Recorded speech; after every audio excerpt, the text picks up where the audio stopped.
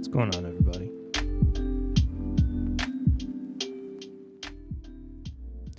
Happy Thursday. Happy Timbip Live. We are back. We're live. We're live. We made it. I made it. Holy moly. I am in a much better position than I was this time last week when I was sleeping. I was sleeping this time last week. I was feeling terrible. I was feeling really, really bad last week. But I don't feel bad anymore. I'm good. I'm back. I'm here. You're here. If you're watching on the replay, thank you so much for doing so. If you have not hit the like button yet or subscribed to the channel, please do both of those things. If you also are watching on Twitch, whether it's the replay, the VOD, or if you're here live, thank you so much. We're close to our follower goal of 80 followers on Twitch. And slowly working our way up towards affiliate status on Twitch as well. What's a Twitch? A very uncomfortable situation that I don't want to talk about. But Tony Bag of Donuts was the first person on the YouTube chat. Thank you so much for being here, brother. I hope you're doing absolutely fabulous. It is good to see you. I am very, very sorry for taking a week off last week. It could not have been avoided for that Thursday stream. I was feeling rather horrible. Rather terrible. And you can kind of still see the remnants, just barely, of hand, foot, and mouth, which was, man, it was brutal.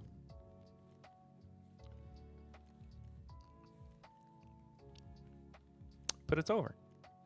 I'm here. Got a new podcast out this week. If you haven't listened to it yet, please go do so. Still riding that solo train. We'll get there. We'll get there. Hoof and mouth? Yeah. I'm a horse.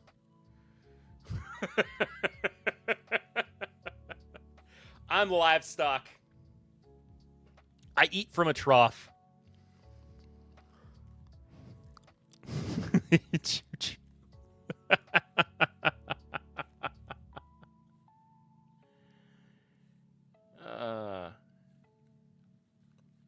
my chatbot not working on Twitch? I tell.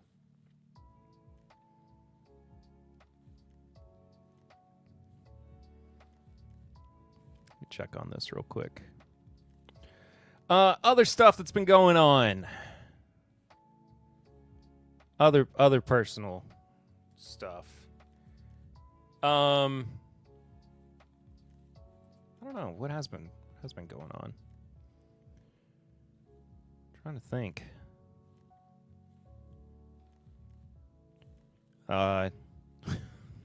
Just been,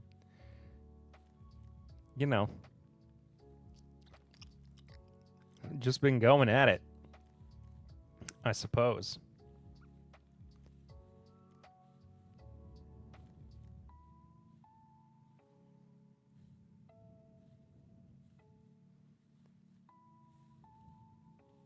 Where's the thing?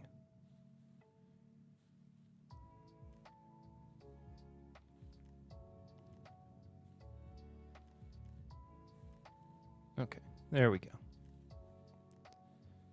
I'll check on that later. Jeffrey Wack, hello again, whiskey friends. Good to see you, brother. Hope you're doing fabulous. I discovered my new favorite light beer today, Pabst Light. 30 cans for $15? What?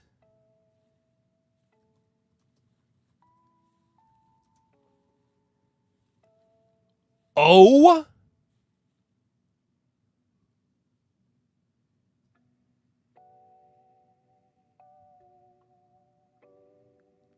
Tony Bag of Donuts. What you have done is revolutionary. You have brought to me, my friend,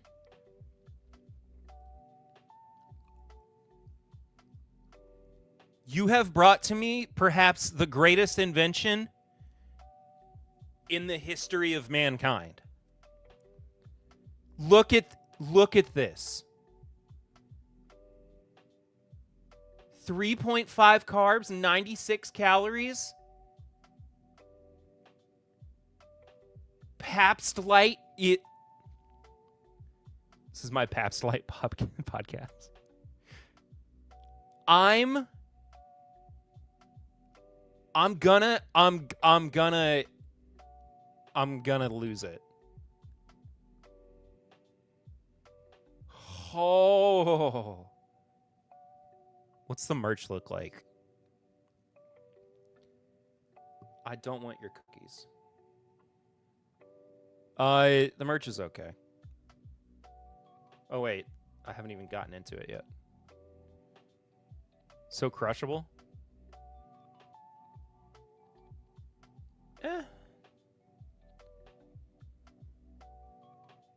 Merch is okay. I'm not... Oh, let's check out the home bar stuff. I want cookies. Yo, okay. The LED light is kind of fire, though.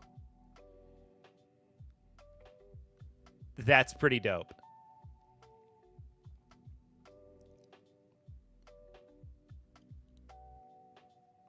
No, took me further back.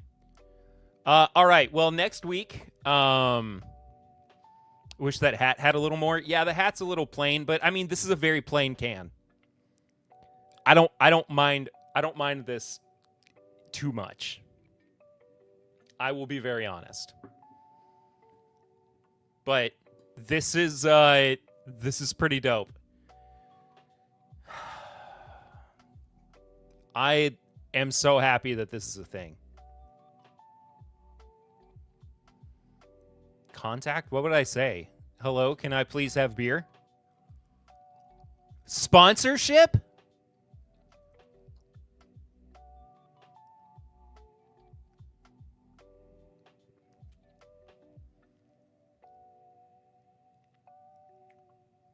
Okay, I'm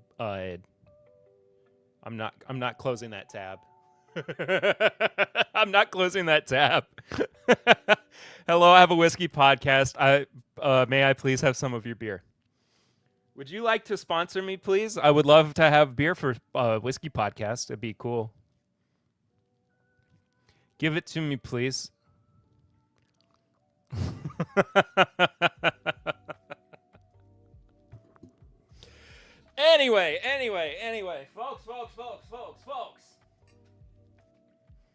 pour something because I'm ready. I'm ready for a drink.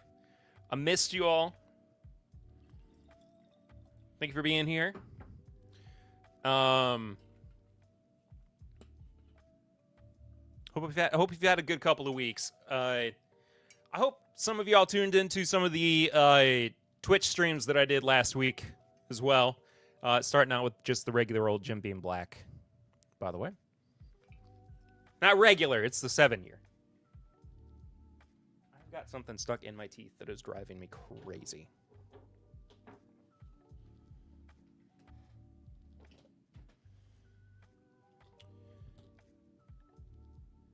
I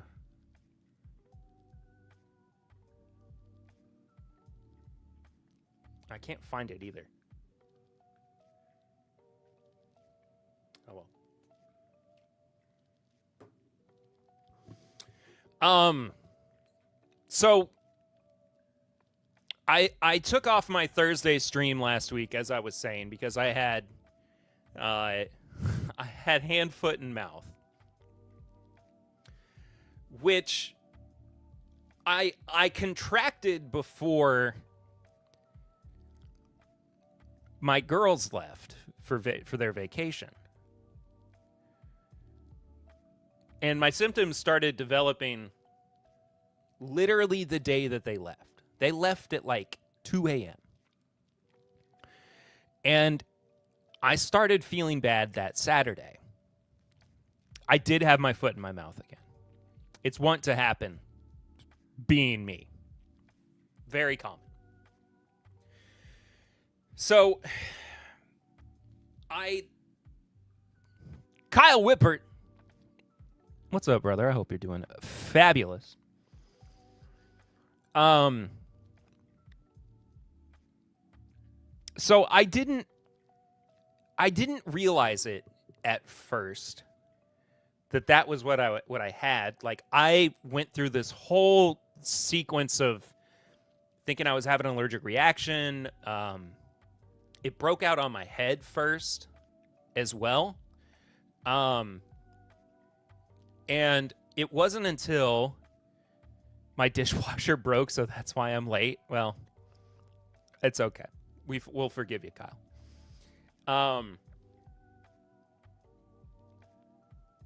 And on last Thursday,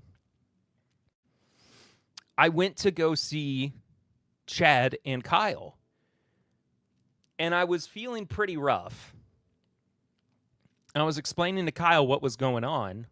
I showed him my hands, and he was like, you know, that looks like hand, foot, and mouth.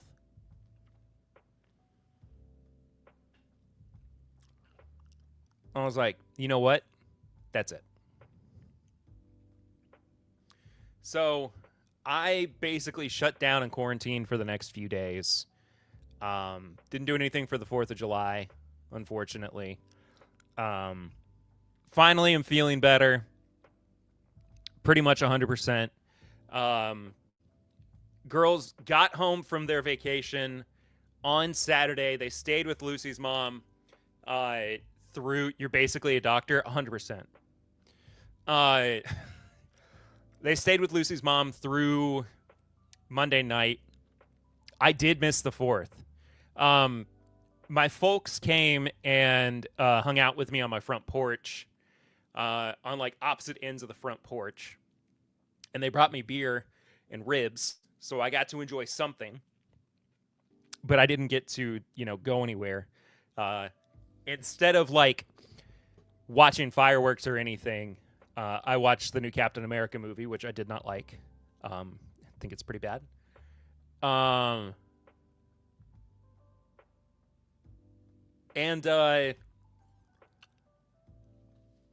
Yeah, they finally got to come home on Monday.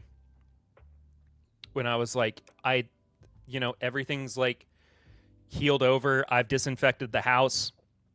I washed every piece of clothing that I wore. Did all the sheets. I mean, it was a lot. But things are better now. I feel a lot better. I do still have this like lingering PTSD where I feel like every time my head itches or something slightly off on my hands, I'm like, oh, it's back. But it's I don't know what more I could have done to prevent it from lingering in the house. Like I disinfected literally every surface that I touched. Like literally every surface that I touched. I just genuinely don't know what else I could have done to prevent it. So here we are. It was a good thing that it happened when they were gone, too, so that the 9-month-old didn't catch anything. But it was a bummer not being able to stream last week. It was a bummer not being able to. So you were miserable and watched a worthless Captain America movie to soothe your pain. Yes, that is exactly what I did. Unfortunately, so. All that aside, we are here. We're back in action. Again, thank you all so much for hanging in the meantime. I know Clifton took off last week as well, so there wasn't a whole lot going on as there normally would be on Thursday evenings, but it was a much needed break for me at least. So anyway, let's drink some whiskey. Let's get to the news as well, because holy moly, when you take a week off, there winds up being a lot that you have to get caught up on. And we are going to start with the Dueling Barrels Distillery in downtown Pikeville being purchased by the Brothers Wright. Now, this is one of the properties owned by the folks from Alltech, also known as the folks behind Town Branch. I don't think I've had anything from Dueling Barrels before, but it was founded by Pierce Lyons, who founded Town Branch and Kentucky Ale, Kentucky Brewing. I was just the loneliest bag of donuts last Thursday. I'm so sorry, buddy. But it looks like the Wright brothers are kind of gonna be moving into this space. Brothers Wright is well, I guess it's Brothers Wright, not necessarily the Wright brothers. Those are two different things altogether. Brothers Wright is known for aging its bourbon in a repurposed underground coal mine in Aflex, Kentucky. With the new acquisition, the company will centralize primary spirits production in downtown Pikeville, which features Vendome copper pot stills, fermenters, and a brewing system capable of producing 40,000 barrels annually. Plans include installing a 14-inch Vendome column still to increase production and contract distilling capabilities. They're also going to be expanding, and yeah, it's not necessarily like the biggest thing that happened in bourbon this past week, but something I definitely wanted to touch on. We're going to see a new Leaper's Fork distillery opening in Nashville. If you don't know Leaper's Fork, Pikesville, Ryan Hall, y'all. Dude, I love Ryan Hall so much. If y'all don't know who Ryan Hall is, just an independent, not even really a meteorologist, but he is such a great source of weather to watch when things are not looking great. And yeah, he lives in Pikeville, Kentucky, or Pikesville. No, Pikeville. Yeah, Pikeville. What am I saying? Which is cool because Lucy has family from Pikeville as well. Ryan Hall got that dog in him. He do got that dog in him.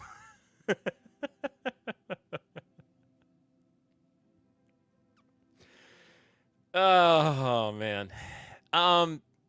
Anyway, so they are relocating their distillery from I believe the Franklin, Tennessee area, if I'm not mistaken, because I'm pretty sure I visited there during one of the, not Whiskey Weekend, but what's the other thing that they did when they were still operating with Made South? I can't remember off the top of my head. Southern Whiskey Society, that's what it is. And very cool, just small facility. This looks a lot more upscale than what they were operating with. These, renderings always look very nice. You hope that they turn out to be as cool when they come to fruition. But it's going to be open mid 2026. And Joseph Brazo's here. What's up, brother? Hope you're doing fabulous. This was from a couple weeks ago. I'm sure that everybody knows about this, but I wanted to touch on it because I haven't had a chance to say anything about it yet. But Dark Arts has opened their new home in Lexington, their tasting room. I'm not here. I'm at work. Thanks for being at work and watching a little bit.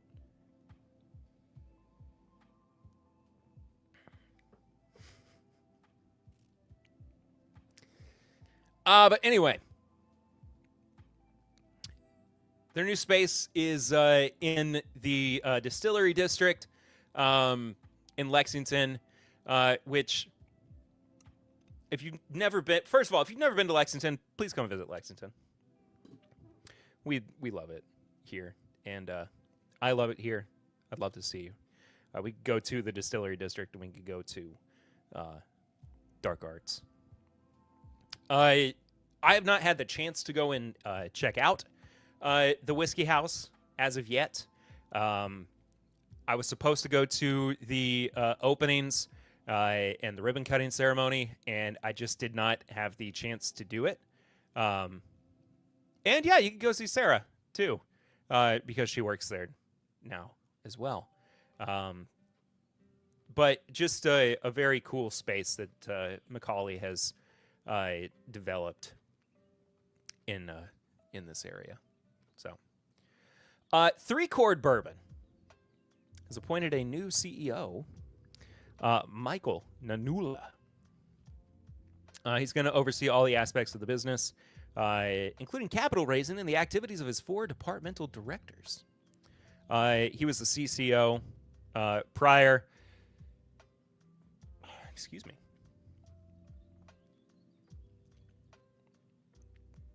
But he was appointed by, people internally and everything. Just something I wanted to touch on before looking at the new 3 Chord Bourbon Volume 2 bottles, which are so cool. I bet it looks like RD1, but different. I don't know what you're talking about. I mean, maybe a little bit, but also it's fine. These new 3 Chord bourbons, the bottles just look so cool. I love that they're inspired by records. I love that they're leaning a lot more into the actual music side of things. Just a very inventive and a very, I would argue, needed rebrand for these guys. I just think this looks incredible. And I hope I get the chance to talk with Neil about it. Neil Giraldo, at some point in the near future, because he's supposed to be at Bourbon and Beyond, and I believe I could probably set up another interview with him. Are those 375s, or are they just going to take up a ton of shelf space? I'm pretty sure. I mean, they're not entirely dissimilar from the Hotel Tango bottle shapes. And, I mean, I guess those do take up a lot of shelf space, but still, I think they look nice. Yes, RD1 did move. RD1 has a new space as well.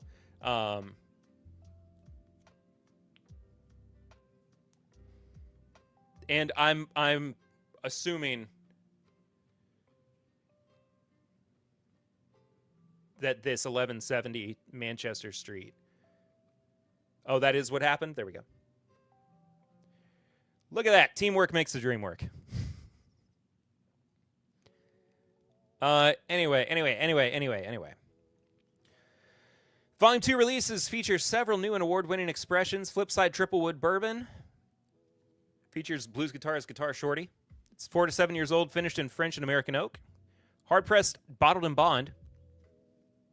It honors Cordell Jackson, early rockabilly player. 4 years at 100 proof. Riot Double Bonded Rye. So celebrates punk band The Darts. It's 2 Bottled and Bond ryes from MGP and Bardstown Bourbon Company. Vague trolling attacks once more. Unedited and uncut, unfiltered 118 proof bourbon featuring an image of Australian band Purple Disturbance and strange collab at Pinot Noir cask finished bourbon featuring Neil Giraldo and Rick Derringer, with proceeds benefiting the Johnny Strange Foundation. Yeah, I just love these. I think they look super dope. So now we're going to move on to this next story.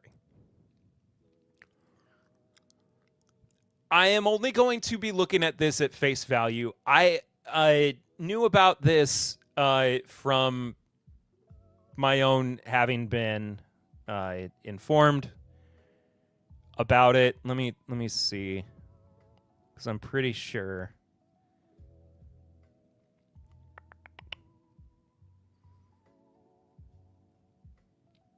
Yeah, I had been told about this prior, but I wanted to talk about it at least just from a face value perspective here on the stream. Not getting into the history between myself and this gentleman, and not getting into anything else. Okay. But Jay Mattingly will be purchasing the ownership stake from their founder, Jeff Mattingly. Does this mean no more?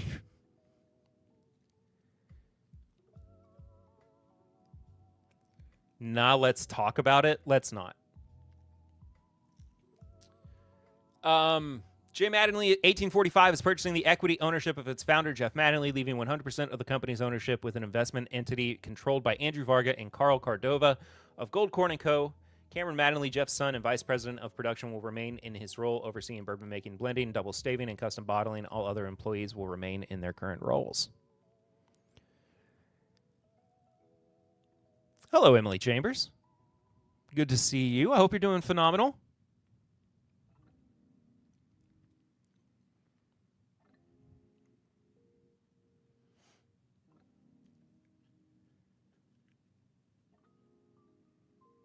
Sales expected to close in 90 to 120 days. We're honored and thrilled to be a partner with Jeff Mattingly and his entire team for the past 2 years. Together, they built on the amazing ideas Jeff conceived in bourbon production and custom bottling. Our double-stave bourbons and unmatched custom bottling experience, blah, blah, blah. We wish Jeff and his wife, Melissa, nothing but the best as they move into this exciting new chapter in their lives.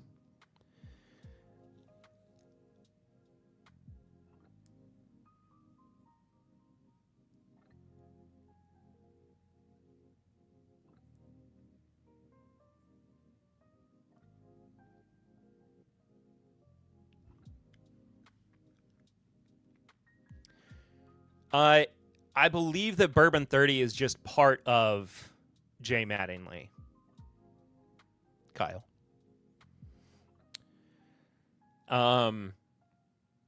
Yeah. You wish them the best. I wish them the best. More specifically, I don't mean to be catty about it, but yes. Best wishes to them.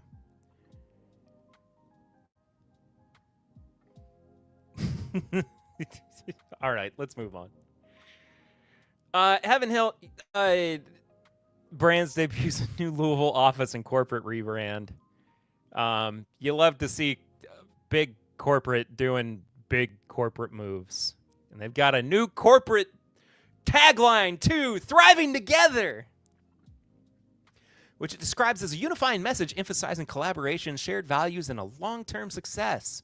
Our new corporate office is a physical expression of our refreshed brand, modern, intentional, and people first.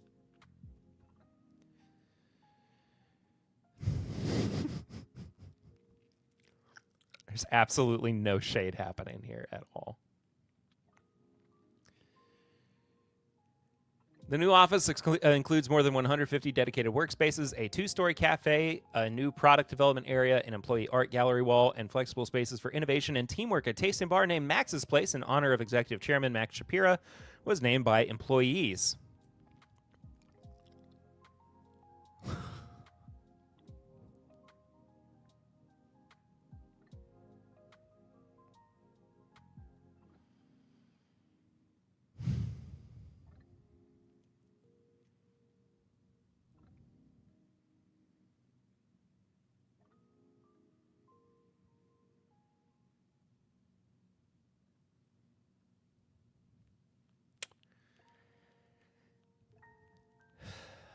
Okay.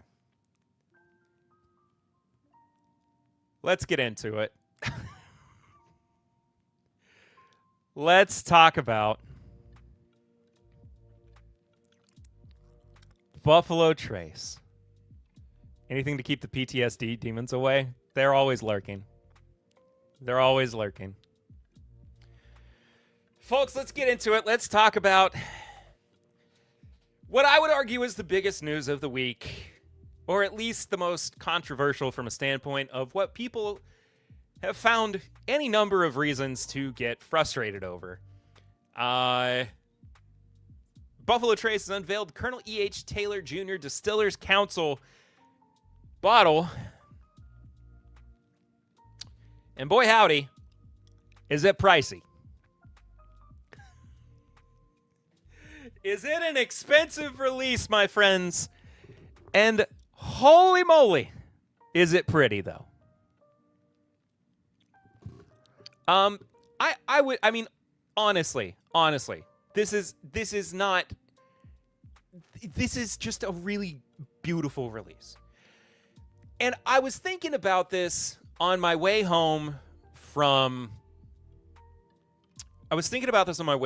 Total Wine today. After grabbing the bottle I'm going to review, the Jefferson's. Why is my phone ringing for work? I'm fortunate in that I don't give a shit. Well, Joseph, that's fair. Okay. My work computer is ringing. Thought maybe it was my phone. I thought maybe my phone was on. We'll talk about this on face value. Oh, I want to talk about what I was thinking about first. This is now like their third release of this super ultra high octane crazy ultra premium mega ultra premium releases, right? And this is also coming off of the heels of having a new E.H. Taylor product being added to the antique collection line. So my thinking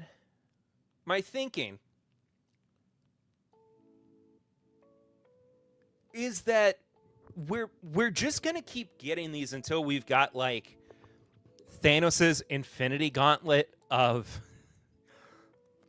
like unattainable big beautiful decanter bottles from Buffalo Trace's like most adored products, which arguably might just be stuff from the antique collection, right? So like we started with I guess I didn't even think about the Rip Van Winkle bottle. What was it, like the 25-year-old that came out a few years ago? So this is really like the fourth one. Anyway, the point being,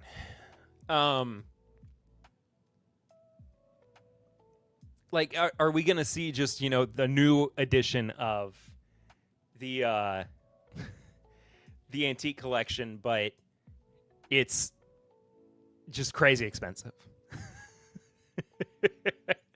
eventually? All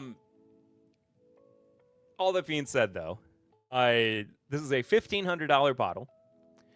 That is 100 proof because it's bottled in bond.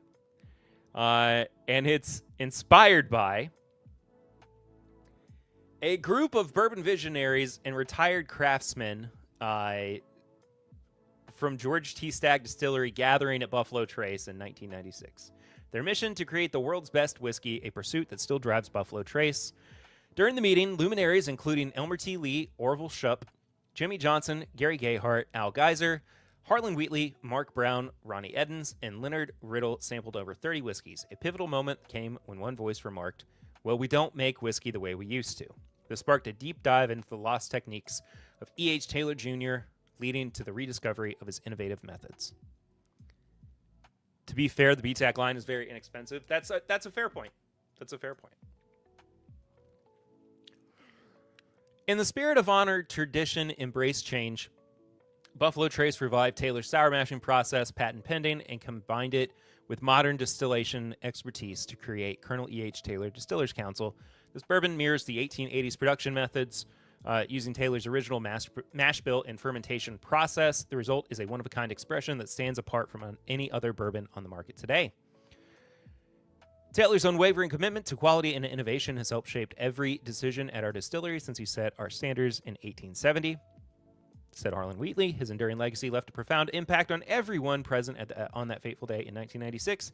As many of them are no longer with us, we hope they are enjoying this angel share with the Colonel himself, watching proudly as we carry his vision forward. So,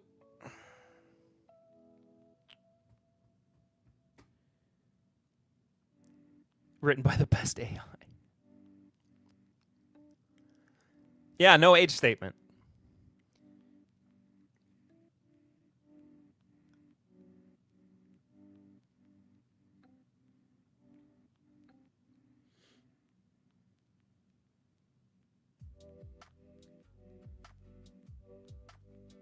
So, no age statement. We get this statement, though, about like, oh, we're using his methods of creating whiskey, which, okay, but are they using like specifically his grains? Did I miss that somewhere? Yeah, original mash bill and fermentation process. Okay.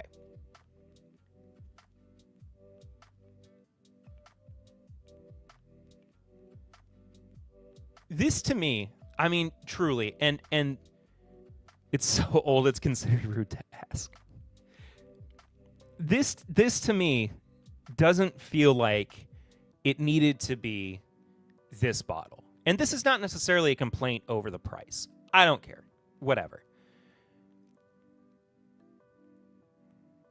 It doesn't mean. Wait, that still doesn't mean it all happened at OFC, right? Not necessarily.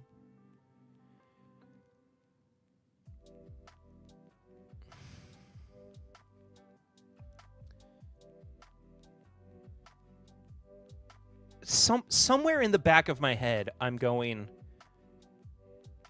why couldn't this just have been one of their regular special Taylor releases?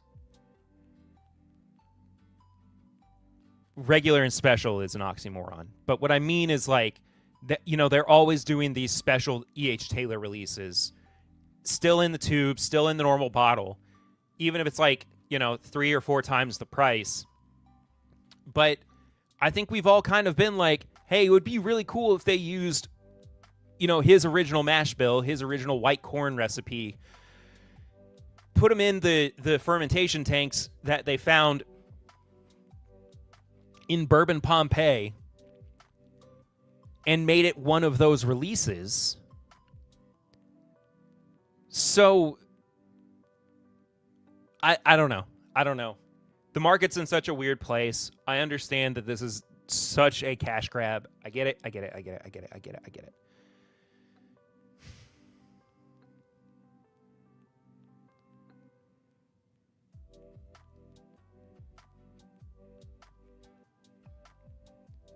I just don't. It's another glass case chiller. Yeah, I just don't know, like, I just don't know who this is for. Other than people who are just going to collect it. You know? And if that's all you're going to do, if you're going to buy it just for it to sit on your shelf, whatever. It's your money. That's fine. It was...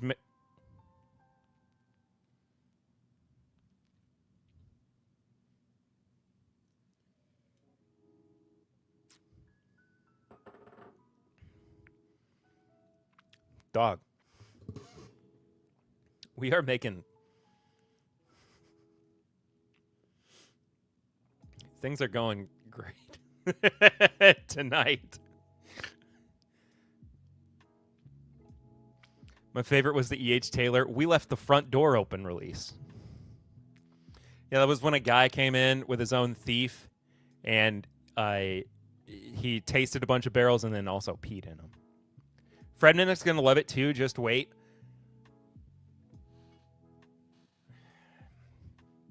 I don't doubt it. I don't doubt it.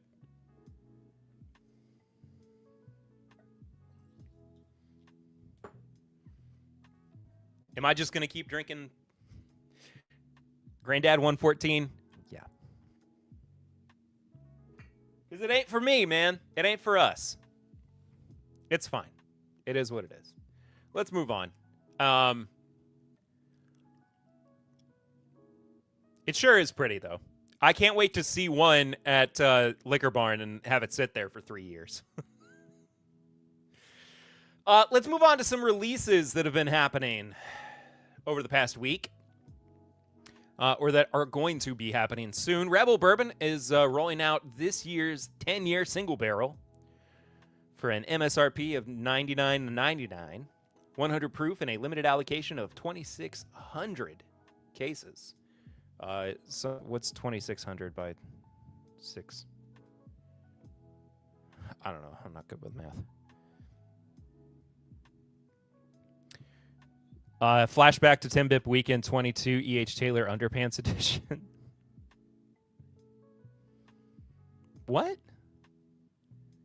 That sounds like something that definitely happened, but I don't remember it. Shout out to that Weller Millennium that's been chilling. Yeah, dude, that one's still there. 15,600?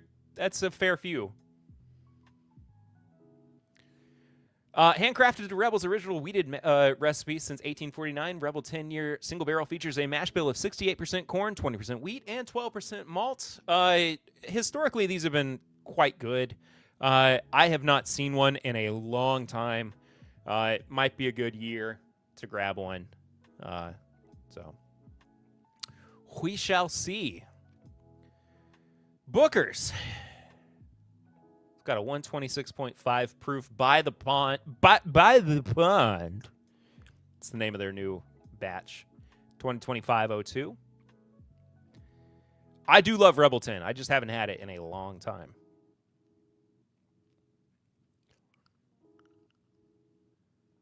I said I was most looking forward to E.H. Taylor Barrel Proof Rye, and Jason C. made that joke.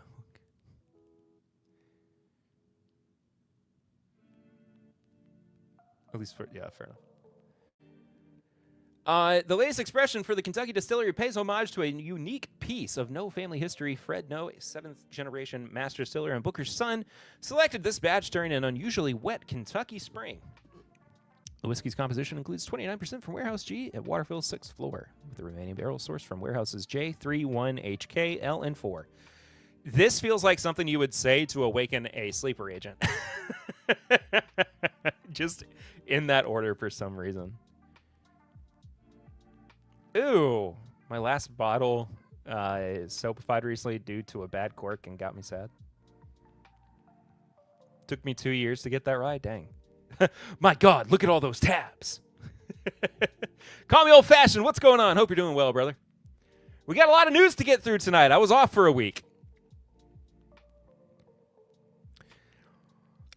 First taste I put in my mouth was very nice and had a sweetness I enjoyed, so I took a second. Second taste was nice, and the finish was complimented and completed the experience so well. I feel sure my dad would have enjoyed sipping the By the Pond patch, sitting by his pond feeding his fish, waiting for them to grow so he could enjoy eating them with some great Booker's bourbon. That's a great sentence. Your first thought was, man, my dad would have loved fattening up his fish so he could eat them while he drank this whiskey.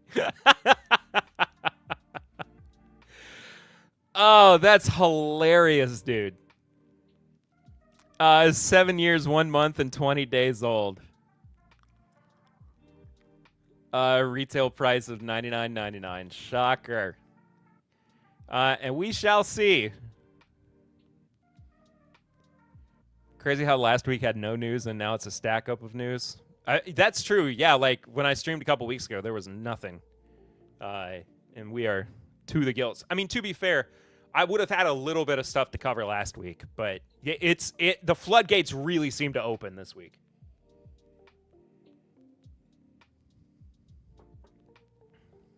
Starlight is putting out their first 10-year-old bourbon.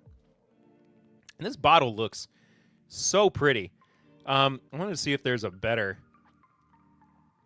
picture of it. And there's not.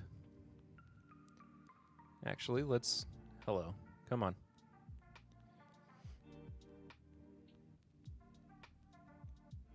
Yes, man, come on. Hang on, I gotta sneeze.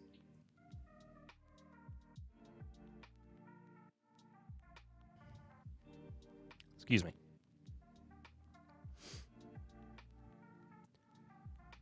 Oh, come on. How did that happen?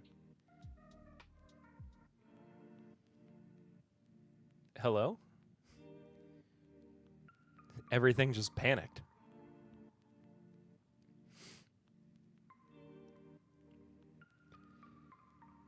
Oh, okay. That is hard to read.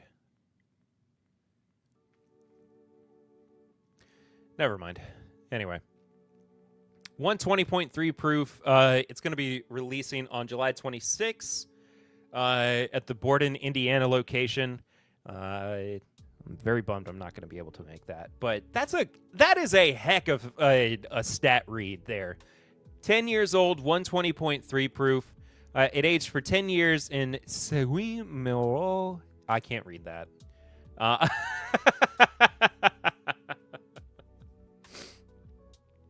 I do not speak French.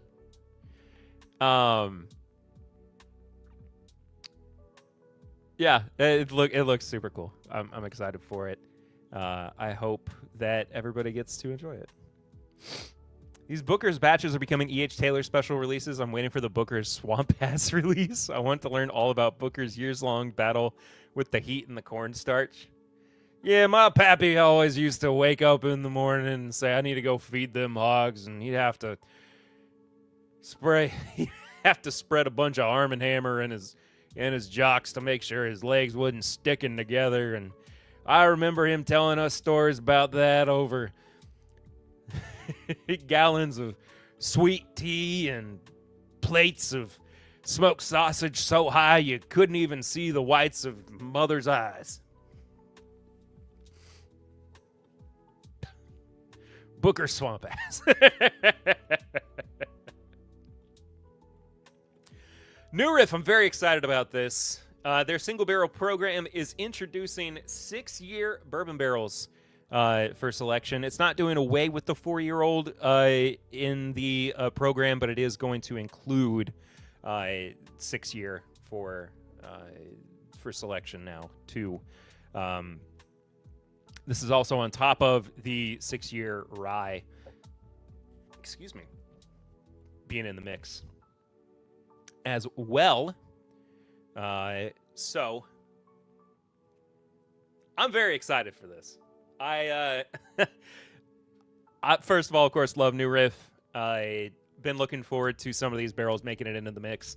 I don't know why they finally decided that it was time for these barrels to go into the mix. Heard they're putting some crazy stuff in the program too. That is awesome. I cannot wait. Speaking of Jim Beam as well, the Lineage release batch 2. Did I see something about high proof New Riff? The 10-year releases were in were 120.3 proof. The first decade releases that just came out, which I need to snag some samples from Eric to see if I can review them on the show.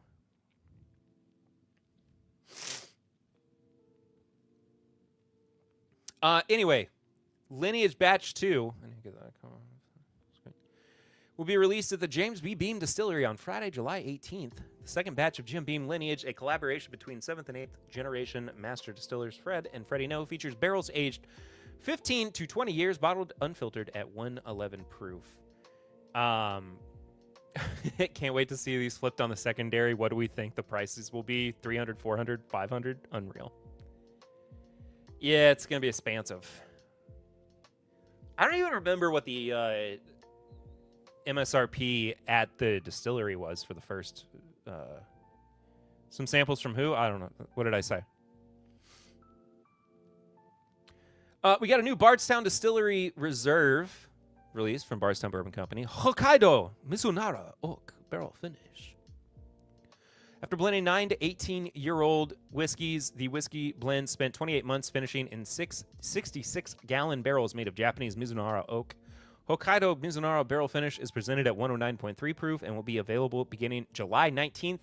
Distillery Reserve releases are small format 375 ml and extremely limited. They're available exclusively at Bardstown Bourbon's Distillery Gift Shop and Louisville Tasting Room for $99.99. I tried this recently. Insane. Oh. I still have not tried Cathedral. I never got around to trying Cathedral. I bought the first one at Beam for $200. So why are people like complaining about it maybe being $300 on secondary? Tomorrow is Scott Pigley's birthday. You mentioned barbecue. Raise a glass tomorrow and Saturday. Absolutely. Hashtag fifth quarter forever. I miss seeing Scott in chat. I literally think about Scott every single time I stream. I will 100% be raising a glass to Scott tomorrow. I think this is better. Are you serious? You think the Hokkaido is better? Ugh.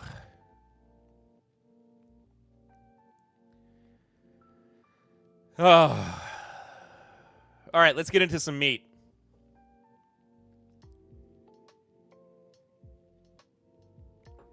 Let's get into a little bit of meat here. Jack Daniel's, batch 5 of the 10-year, 97 proof. Jack Daniel's, batch 4 of the 12-year, 107 proof. Just one man's opinion, Cathedral was over-oaked. I mean, like I said, I haven't had Cathedral, so I don't really have an opinion one way or another. I also haven't had Hokkaido, so Jack Daniels 14-year, 125 proof. So the rumor for batch 2 and beyond was that it was going to be proof down. Now, I'm not saying that 125 is not proof down in some capacity. It could be, but the indication, in my opinion, at the very least, is that with this 14-year-old release in the I can't remember what the name of the series is that we are still going to see at least a fairly high proof release coming from Jack Daniels for the 14-year-old expression, which I have no problem with. Especially considering the 14-year-old from this year's release, Batch 1, is still one of my favorite releases of the entire year. Why is Batch 2 coming out so soon? I think they're just getting their ducks in a row for the TTB so that when the time comes for next year, it'll be ready to go. I don't think this is coming out, like, right now. I think this is just preparing for next year more than anything.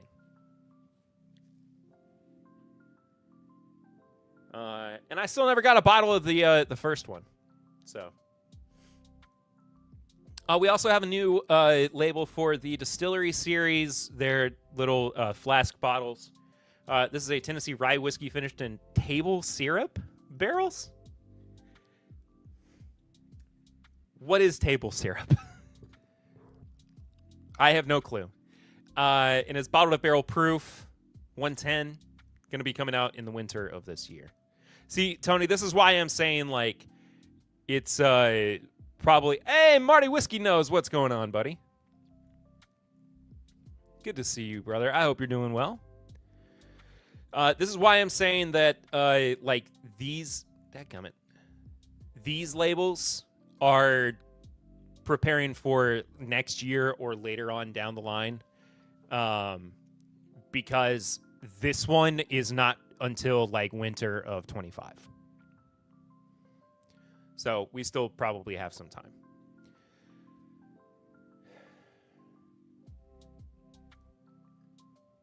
I don't know what to make of this.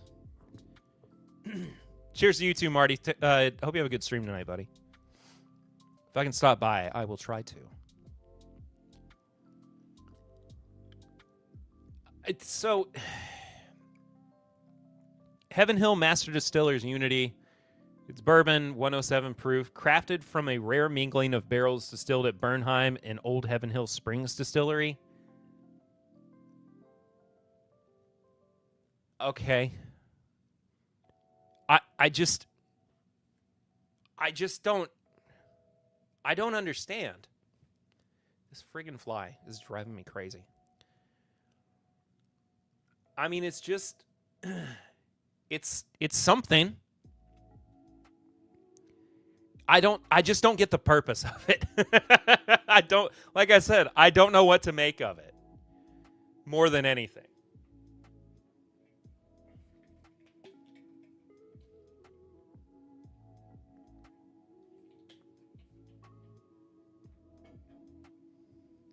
I'm officially done with weird finishes. I mean, this isn't a weird fit. Oh, you mean the table syrup? I'd still try it. I wish that we had more information on the Master Distillers Unity. Speaking of finishes, we got a couple of barrel bourbon, barrel craft spirits releases that are coming up. This is a 12-year-old bourbon finished in French oak casks at 112 proof. Table syrup is plank syrup. Think Hungry Jack, not tree juice. Interesting. What a weird name for it.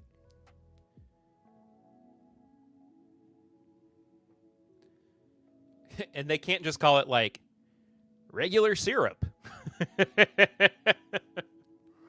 This 12-year-old bourbon underwent a secondary mat. Okay, I don't want to read all that. That's fine. You get it. It's a French oak finish. I think the label's pretty sick, though. Have we not seen this we seen this already? I don't remember. Barrel Whiskey, 10 years of take. Old J. American Whiskey finished in French Oak, Ruby Port, and Amaro casks. 10 years old, 120 proof. And then a triple rum cask finish from Barrel Whiskey. Hazmat. 142.24 proof, finished in Jamaican, Barbados, and St. Lucian rum casks. Oh, pancake, not plank. Gotcha.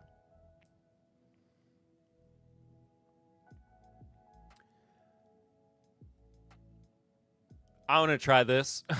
I want to try this. I want to try this. Try it. We really want to try it. Some barrels aged for as long as 25 years. Canadian whiskey. Have you hit the like?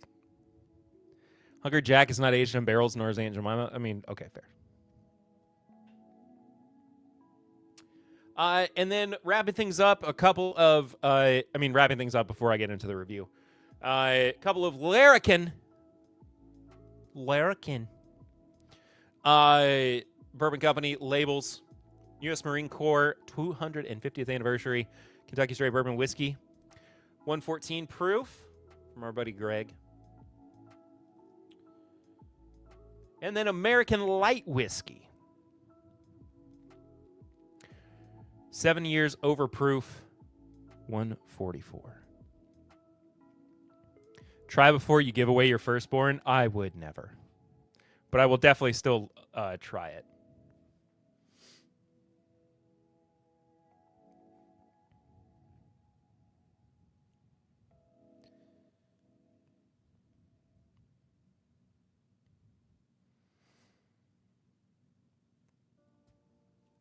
No. No. Joe, the sample guy. Hello, Joe. It's good to see you. I hope you're doing wonderful. And folks, that's all the bourbon and whiskey news that's fit to print. We're going to move on to the review portion of this week's episode. Before I check out, I'll ask you later. I know what you're talking about, Tony, but we're good. Everything's good, man.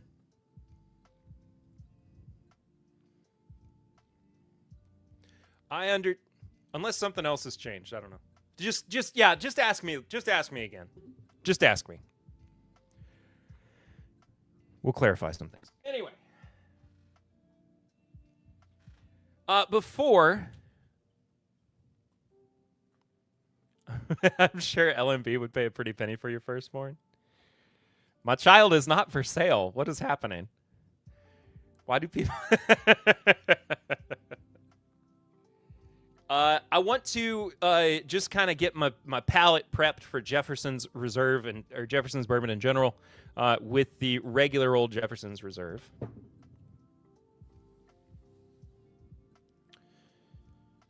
And 90.2 proof.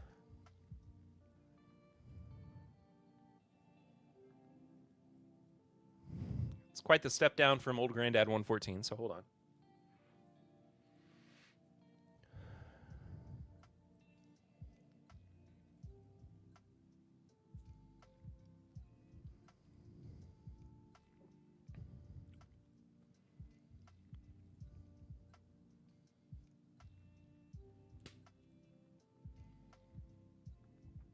Finally got that fly.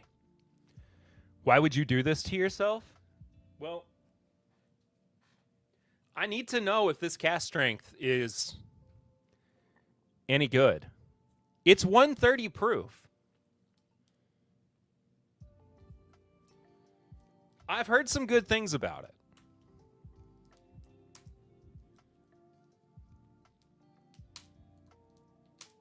The people need to know. It can't be worse than the Larceny B525.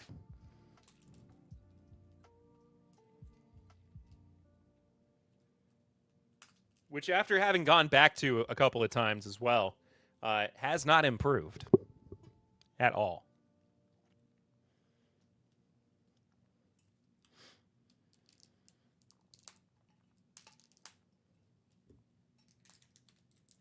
I still maintain that I'm referring to the regular Jefferson's Crapola. This is the very old, very small batch. I don't mind the very old, very small batch.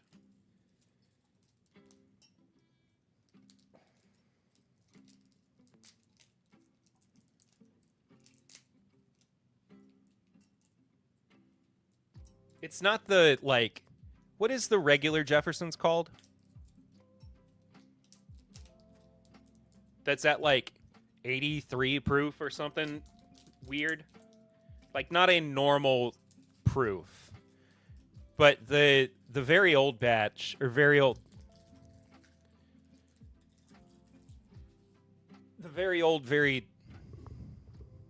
old, very small, I think is like at least 8 years old, and really is quite good. Cracking the Jefferson's 130 proofer now. Heard it might be Green River distillate. Really?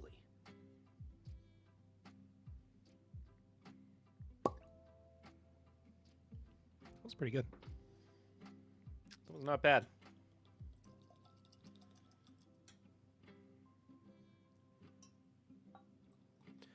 So non-age stated, as Marty said, we don't really know where it's from, but might be Green River.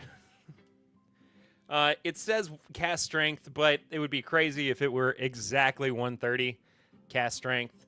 I think it's a pretty solid proof. I got this at Total Wine for exactly $70. I mean, before tax, of course. But I have been waiting. I've been trying to find this, and struck out a couple of times. And when I got to Total Wine, I was kind of hemming and hawing on when I was going to leave to run out there. And if I had not gone when I did, I likely would have not gotten this because it was the very last bottle that was on the shelf. So 8 years from Barton. Interesting. Either way, here we have it. 130 proof, limited edition cask strength. Maybe 8 years from Barton.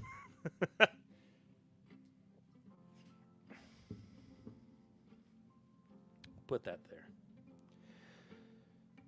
there. Sip of water. Sorry, my brain kind of panicked there for a second.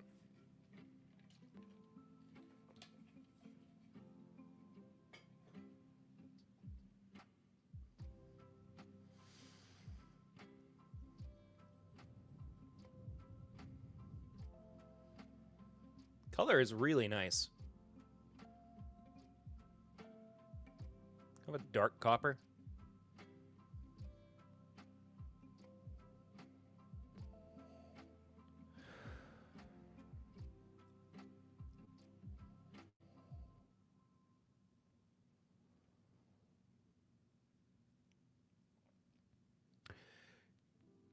It does smell quite Barton-y. Sourced Barton, at least.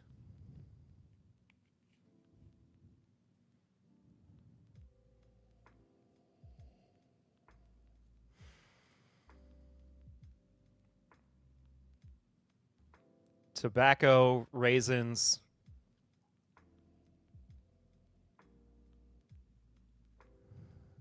Little bit of like fresh toast. Like freshly toasted bread.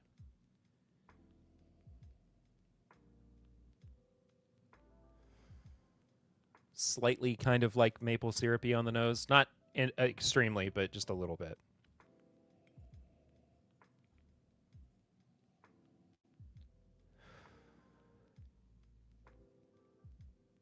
Overall, nice. I like it. All right. Cheers, fam. What is going on with my hair? What's happening? What are we doing here? Hair has a mind of its own tonight.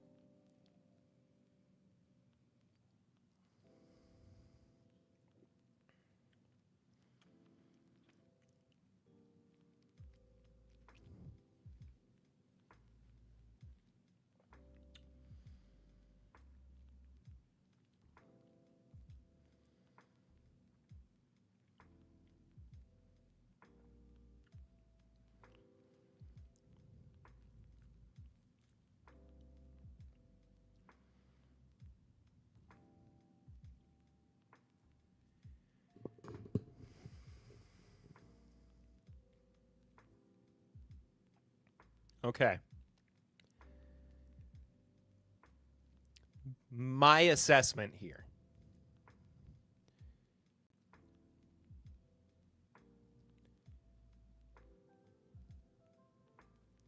The new Smoke Eye Hill, high proof, reasonably priced, and quickly forgotten. I mean, it's limited edition, so I don't know if it could be, quickly forgotten.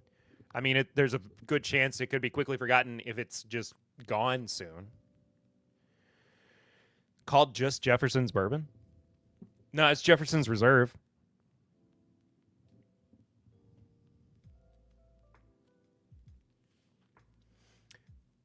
My assessment, as far as like where this might come from, we'll talk about the quality of it in a second.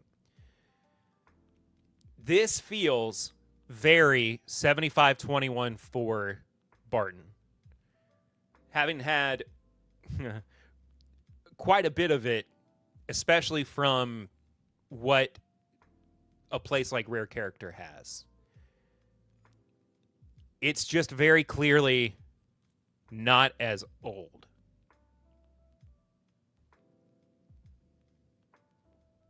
And the difference, for me at least, is like what I've mostly had from Rare Character, of course. The lower proofer is just Jefferson's Bourbon by name. I made it confusing. I know that's what no, it's all good. I love good wink wink 75-21 for. I think what I'm looking at here is a good 75-21 for, whereas a lot of the Rare Character 75-21 fours are great. This is like if you were trying to get your foot into the door of understanding how bourbon blending is done and how components make up a greater picture. Like,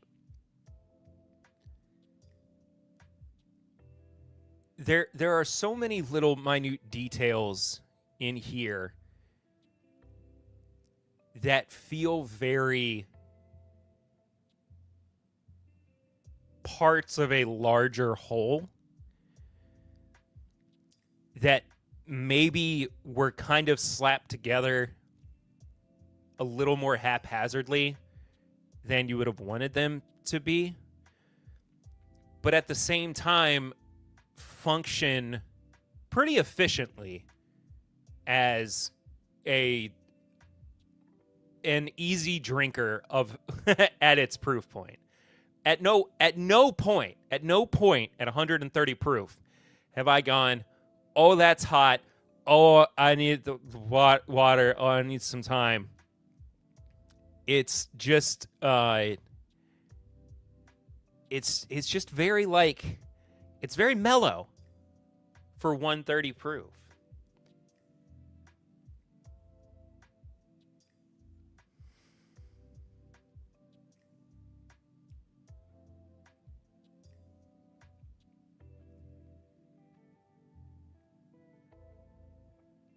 I'm starting to get a little bit more heat on the front end of my tongue. There is so much just straight up dry wood, like dry oak, on the middle to the back end of the palate, which is not necessarily like, it's not bad, but it's not functioning again as like a cohesive B meaning boring. Not necessarily, because again, like there are parts of it that I really like, but the first two things that I'm really noticing are this like heat up front and then the oak in the back.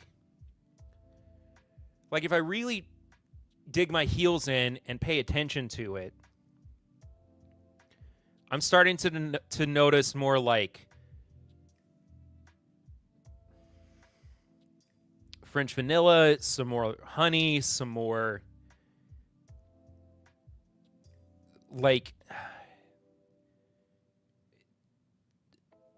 a little bit of cinnamon too, some black pepper. Actually, quite a bit of black pepper is coming through the more I'm talking. But I'm not bored by it so much as I am confused. Like I'm struggling to understand why this is the way that it is. You know, maybe bored is a little... No, it's not boring. I'm just confused why it functions in the way that it does at 130 proof. It should be more vibrant. It should have more life to it. And it falls a little flat, but I'm not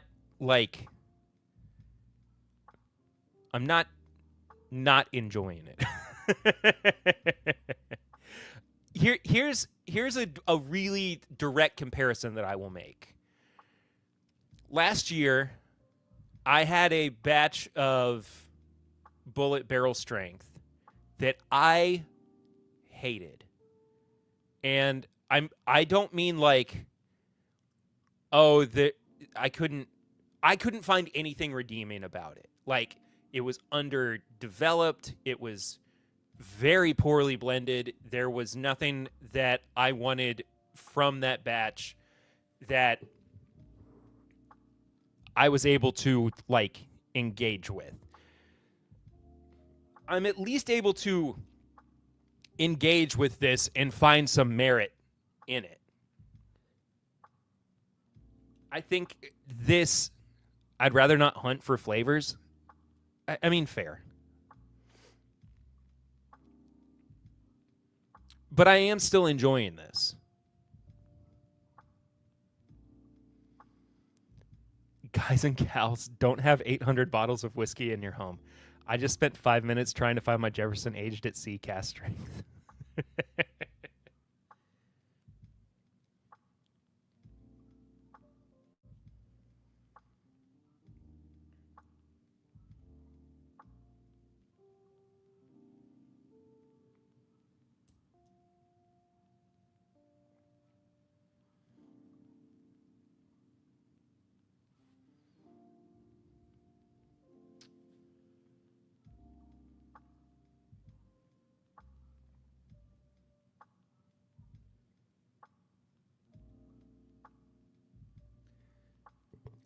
I think Kyle's probably right.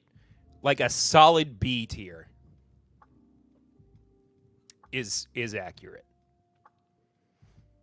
I'm not doing backflips. I'm not feeling like I need this in my life. It's not going to do it's not like a replacement for something like Knob Creek Single Barrel or Elijah Craig Barrel Proof, but it's a nice alternative every now and then. I would say it definitely is not going to fight with, if we're talking about like one-to-one comparisons, right?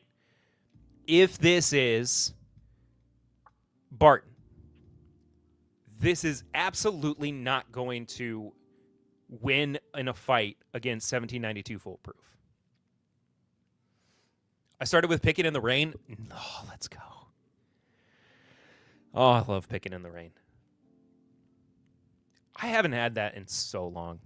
I mean, my palate's not going to, like, respond overly positively to it right now, just because 130 proof.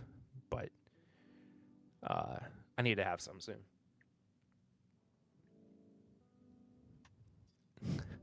I would pay to see that fight. I would too, actually. I don't have any. Do I have any?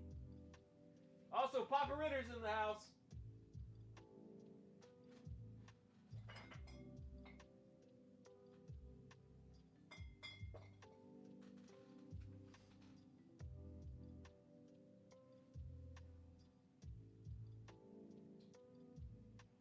I don't think. He meant picking. He said pucking.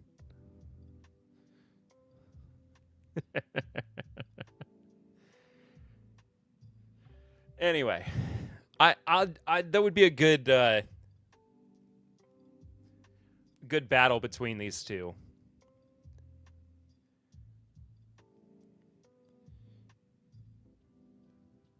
What happened to my camera?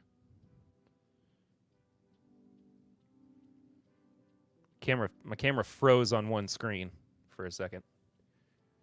I'm here to have fun. Let's have fun. Let's have fun. I will come back to this as well. It might need some time to just open up more than anything. By no means the worst thing I've had this year, for sure.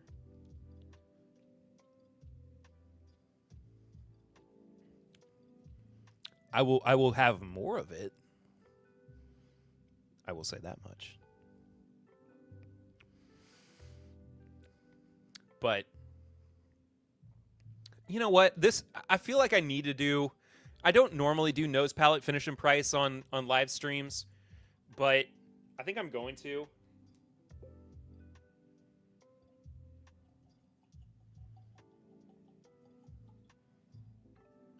So I feel like it's warranted.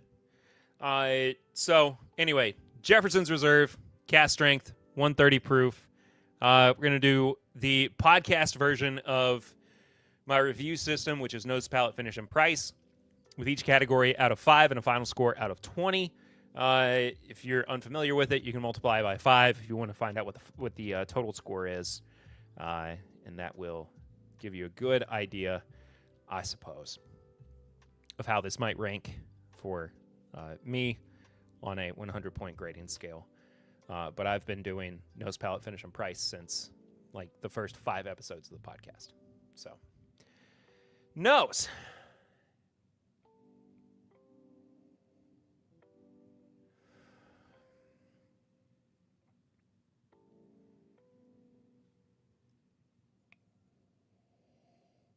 I really don't dislike this nose. I just want it to be a little more punchy.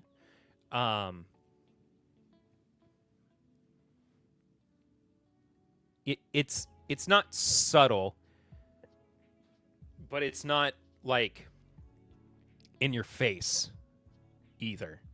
I want to say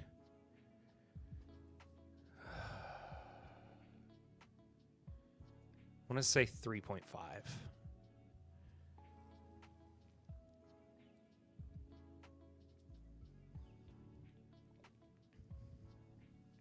I'm gonna say a 3 on the palate though. No. 2.5 on the palate.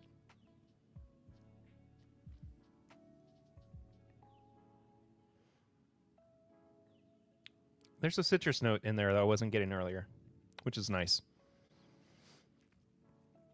I just, again, it does lean towards like a little too 1 or 2 note, but overall, I mean, it's certainly not bad. It could have done with so much more, though. 2.5. Finish doesn't really go anywhere either. It's not non-existent, but it's really just more of the same. from the palate. Also a 2.5. And I think the price is one of the better parts of this in general. Really like $70 a bottle.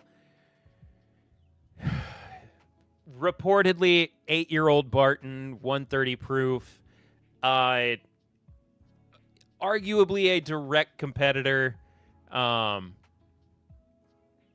to something like 1782 foolproof, but not something that's going to be on the market forever. If we do anticipate this being a limited edition in the way that it's marked so on the bottle. That being said, though, for it being limited edition, I appreciate that it's a pretty affordable price at $70. I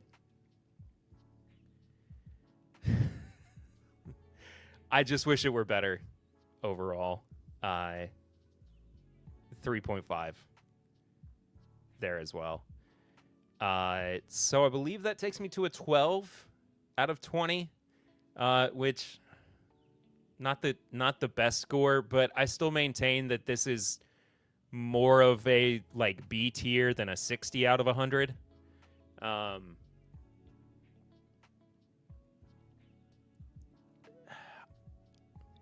just don't know what's I don't know where this fell apart. Like what part of the process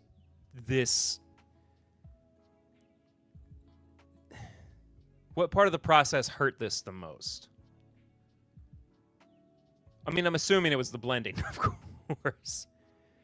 C plus B minus teeter. That's kind of how it feels. You want it to be more, but there's like that effort needs to be a little bit more intentional, I suppose. But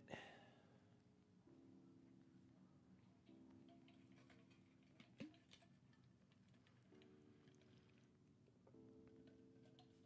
kind of lines up with this aged at sea. Nothing bad about it. Just not blowing my balls off. I don't remember the price, though. Aged at sea is expensive. Aged at sea will set you back a pretty penny. I mean, those get close to like 120, I think, if I'm not mistaken. Jade Haddix, what's going on, man? How are you, dude? Good to see you.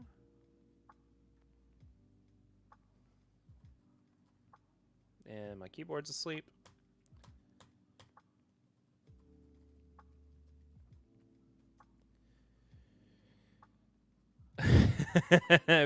Reddit post from 5 years ago. Is Jefferson aged at sea a gimmick? Oh, no. Cast strength is like $80. Well, okay, that's a low price.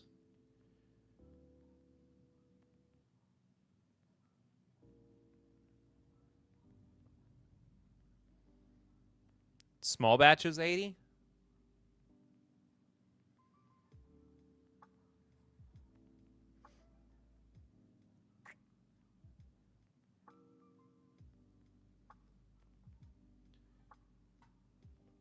Yeah, let's look at specifically the cast strength.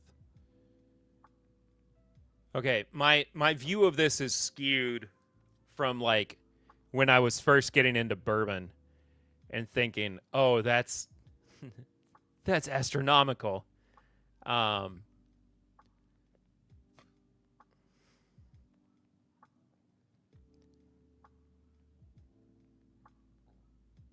Because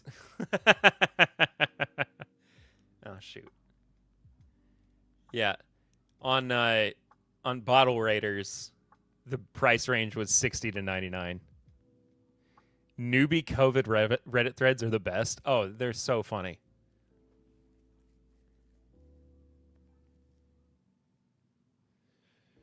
The more I dove into it, though, the more spice I could find. The taste was nice and sweet, but the finish really sealed rye for me and pushed it to a point where the spice blurred the line with heat, which is what held it back for me, though. Okay. Gave it an 85 as a consensus. Yeah, I really thought that these were, like, way more expensive than they were. I feel like it's an awesome concept. No doubt, just storage/cargo box. I never, aside from like the first couple of cast strength releases, I never had one where I was like, I am blown away by this. These are amazing. I need to get a bunch of them.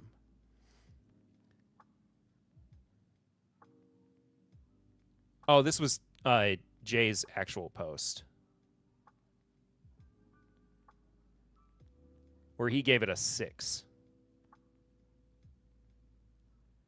6 is still very good, a cut above. Interesting. I don't know Jay's rating system that well. But I still feel like, I mean, I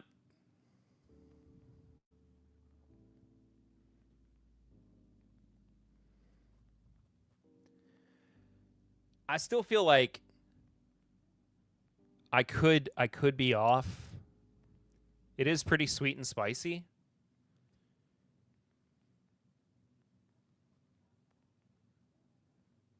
Please, just, why is the internet so busted these days?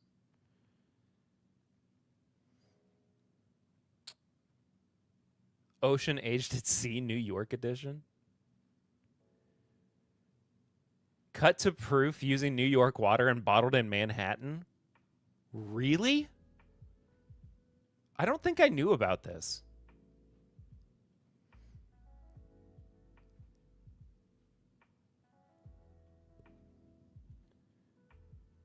Pairs perfectly with a New York bagel.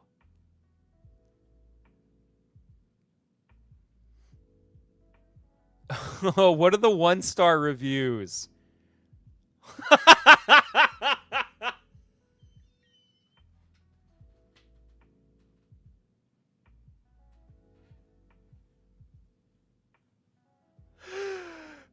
I wouldn't drink this after a divorce. Wow, Voyage 24 is absolutely awful, and I love the oceans. They should have poured this out to save face, but instead they're trying to sell it as an experiment. That went well. Well, it didn't. Don't buy Voyage 24. I mean, what? Hey, Ben, what's up, brother? Let's get a Lake Michigan edition at Jefferson's. Very expensive dish soap. Oceans is one of my favorite bourbons. However, Jefferson should be ashamed putting out Voyage 24. It literally tastes like dish soap. I would not pay $20 for this bottle. However, I'm out a full $80. Maybe I will see how well it cleans the dishes so that I don't end up just pouring it down the sink. Avoid Voyage 24 awful. We'll be returning the second unopened bottle I bought.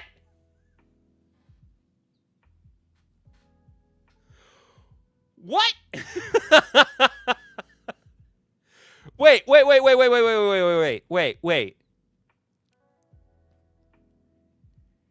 The New York edition is not number 24, is it?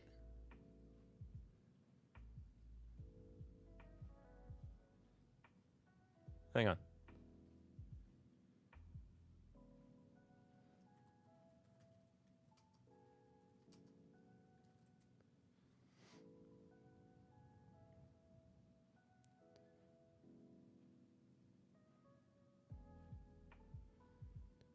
Dude, 24 is not... Why did they leave their review for 24 on the page for the New York one?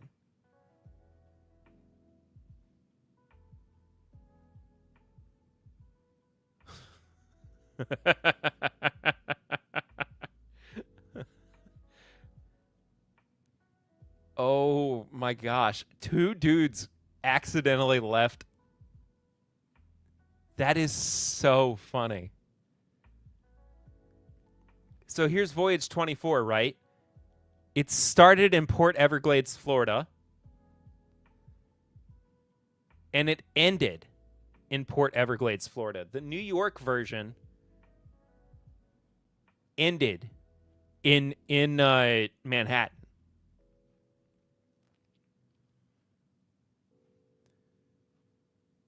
So there's no way that Voyage 24 is the same as what these guys... or Voyage 24 is the same as the New York limited edition. That is so funny.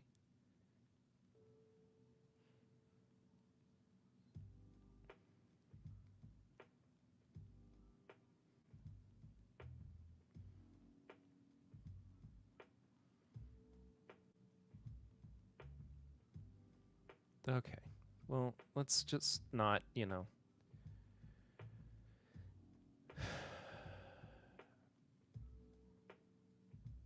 Not fond of it. 3 stars. Honestly, just too much. Way too harsh for me. Okay.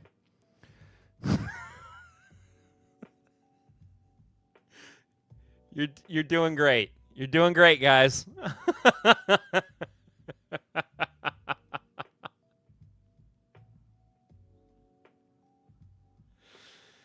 Oh man. I really oh shoot. I closed my my PBR sponsorship tab. My Pabst Light tab. Asking Pabst Light if they'd sponsor the podcast. Hey, we're we're a whiskey podcast, and we also are looking for a new beer that we can pair with whiskey. We're only going to say nice things about you. Would you please sponsor us? Give us money? Hey.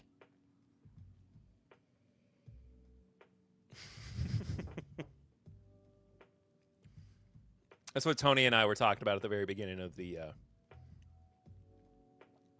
stream, by the way.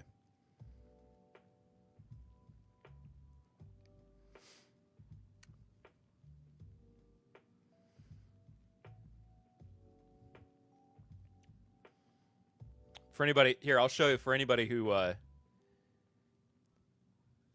missed it. Pabst Light.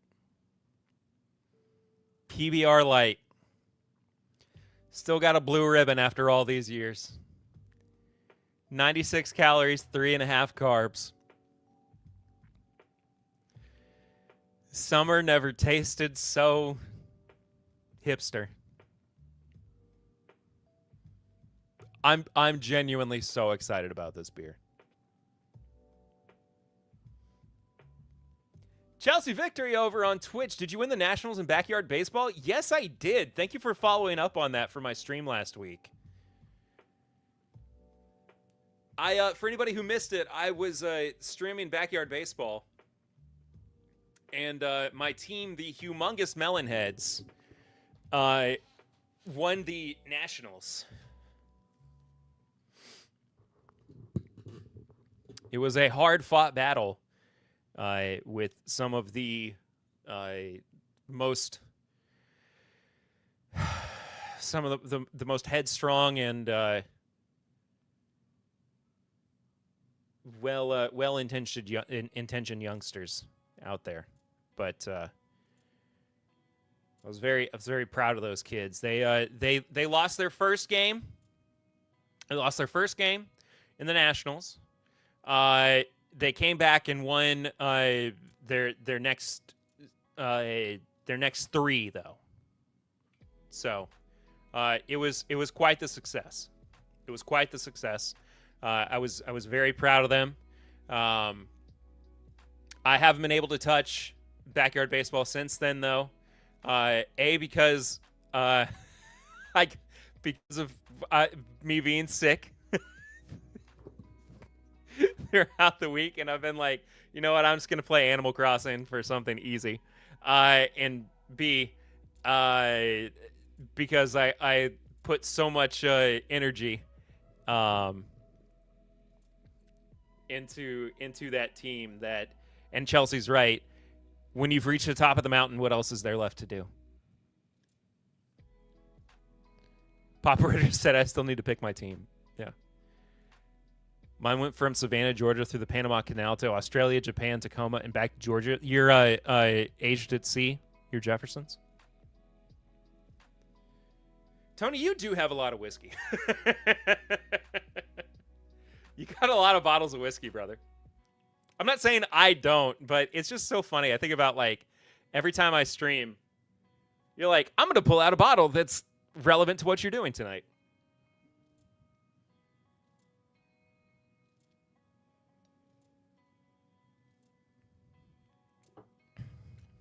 But I will hopefully stream some more backyard baseball.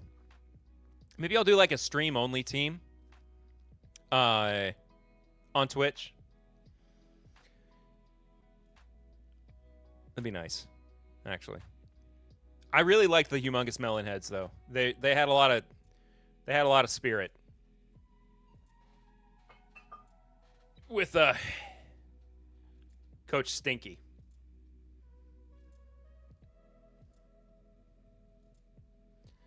I need to get back on stream and finish up my stream only run of Metroid Dread as well. It's not bourbon, but any chance you've ever had Mackinlays?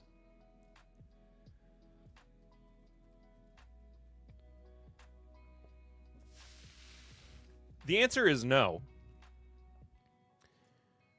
But it's a scotch?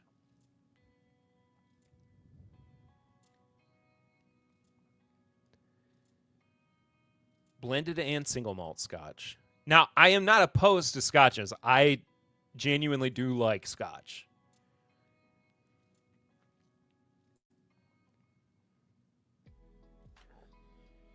I almost tried to do a Scottish accent. Not a good idea. For over 140 years, Charles Mackinlay and Company remained a family firm with 5 generations involved in the business of blending and distilling. Established in 1815 as a wine merchant. Okay, I'm not going to read all that. Show me your whiskeys. Ow. Did I just get shocked by my microphone?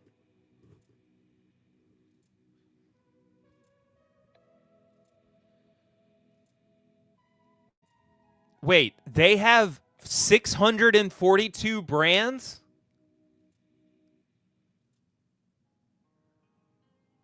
Oh, wait. No. That's the... Sorry. Ha ha ha ha.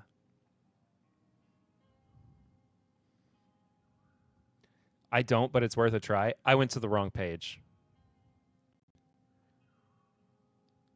Oh, Shackleton's whiskey? Like the... Wait, why is this website from, like, 2004?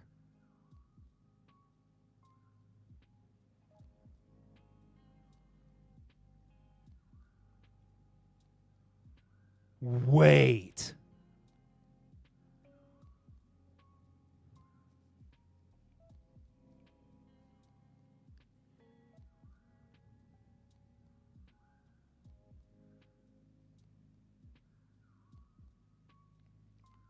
Oh my gosh. A faithful replica of Ernest Shackleton's whiskey, which was discovered under the Antarctic explorer's abandoned hut after being buried under the ice for a century. Mackinlay's rare old Highland malt has been painstakingly recreated by White and Mackay's master blender at the original strength of 47.3%. A real collector's item, this whiskey has been one of the most interesting whiskey stories of the last few years, and pre-release anticipation has been huge. Dude, this is so cool. That's my clan scotch. We don't have anything to do with the company since it has long since changed hands, but it's still cool. What?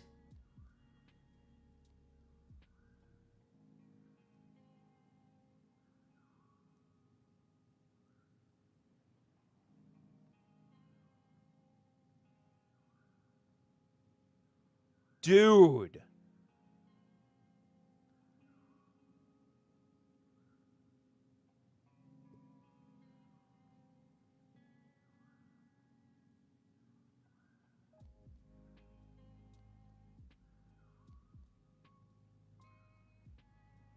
I am floored by this. Okay, I don't.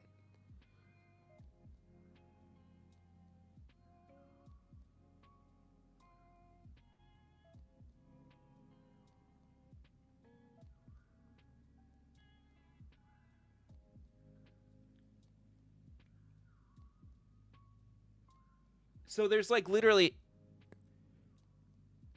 I think we need to try. We absolutely need to try some.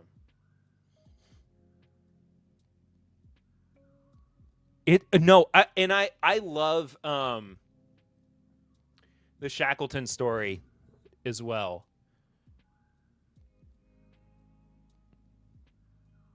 Seems like a gimmick, but a fun one. What's a positive word for gimmick?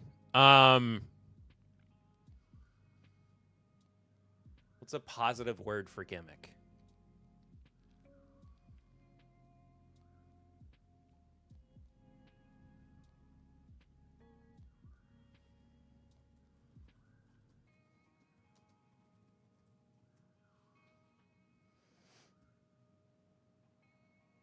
No, I don't really want to. Impactful ninja. This seems like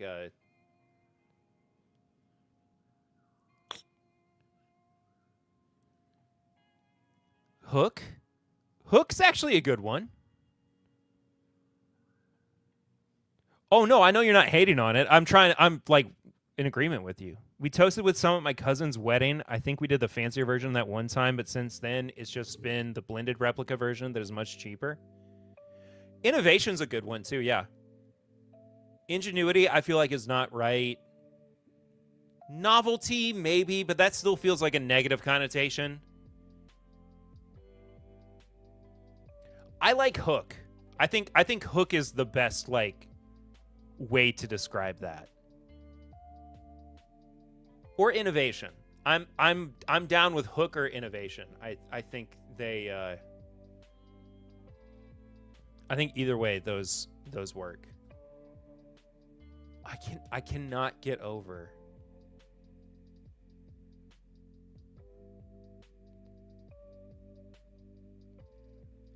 I wish that McKinley's had like an actual website.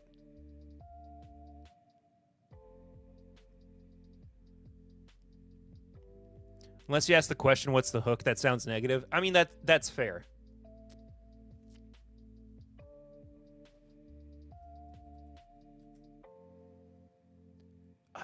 It's so annoying that like, hang on.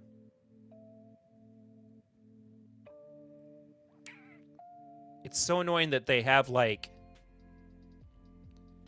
this website through scotchwhiskey.com. I mean, they walk you through like the entire history, which is super cool. Wait, okay, you know what?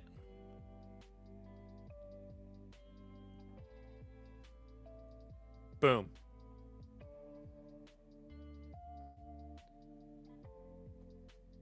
Okay, you all at least know.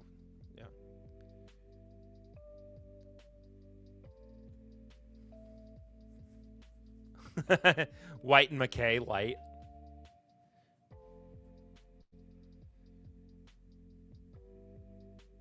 So, I mean, this is the...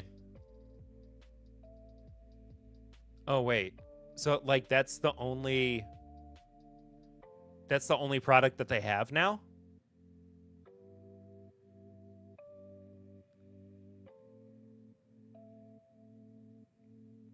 I mean, this is still cool. Like, it's not to say that, like, that's no Pabst Light.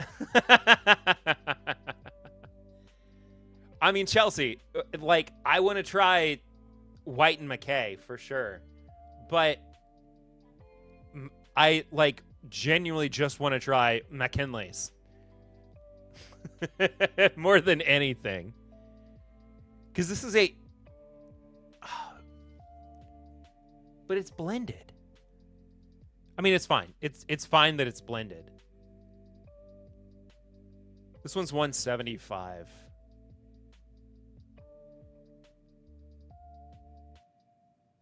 With the launch of the Shackleton Epic Expedition and continued correspondence with Shackleton's granddaughter, Richard Paterson was inspired to create a second edition of the McKinley's rare Old Highland malt, The Journey. The epic expedition will attempt to replicate Shackleton's double, his journey from Elephant Island to South Georgia, a distance of 800 miles over sea and ice. This will be done with the same kind of equipment used in the 1916 expedition, included in the Alexander Shackleton, a replica of the 23-foot open lifeboat used on the original voyage. The Journey edition of McKinley's takes the same base of single malts used to create the original Discovery edition, and still inspired by the original recipe, builds on them to create a noticeably different dram, a more elegant and refined interpretation. I like the RuneScape website. That bangs. The RuneScape website is so dope. Okay. Oh. See the moving image? Okay, I don't want to get clapped for this on YouTube.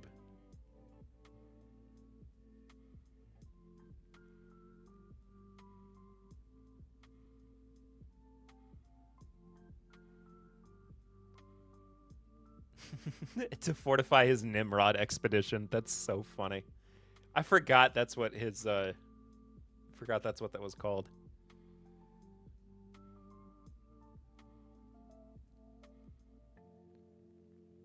That's crazy that they still had bottles like left over. God, I'm so fascinated by this now. Wait, I totally missed this. Wait, there was another website? How did I miss this website? Hey, yo!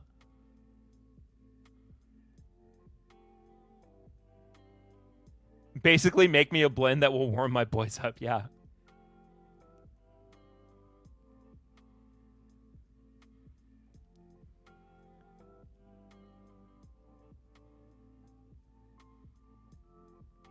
Yo, this branding is so cool.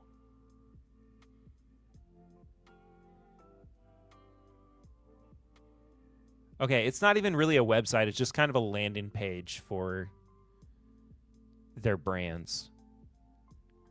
So Chelsea, this is like the more affordable version, right?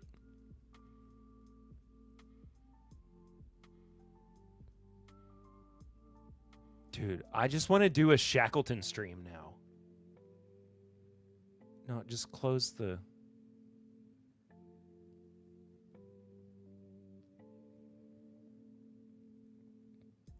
Okay, so Shackleton's just part of the the modern one.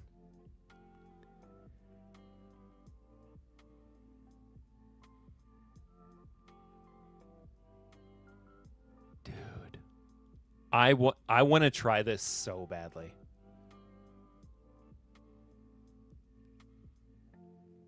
I've got a candle of it that I got at the last reunion. Lower quality, but also much cheaper. I don't even care. I can't stop looking at this page.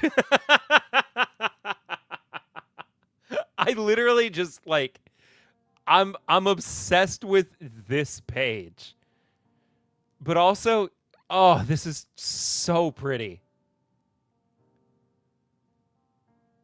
I'm gonna have to see if there's like an American distributor. The Discovery Journey and Discovery Edition were like limited edition ones, which is part of why they are so much.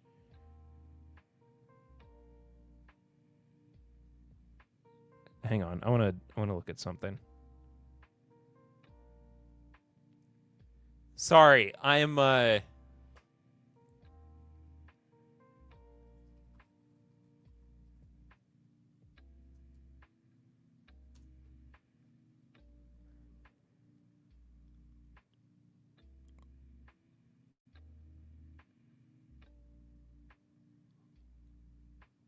okay, it actually looks like it might be a little bit... No, I don't want the... I want the, like... No, dude.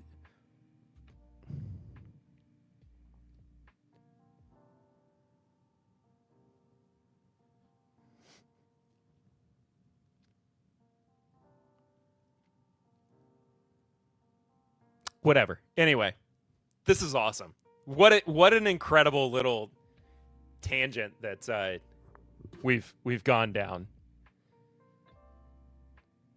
Thank you, Chelsea, for introducing Shackleton's. I wish I could recommend it to you, but I just do not know enough about whiskey. I don't. It's fine. The best part about it is that likely I will just try it.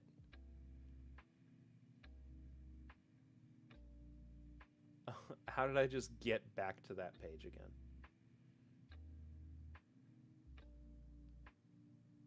Tony Bag of Donuts with a $15 Snuffy Chat. Here's a case of Pabst Light on me. Dude, thank you so much.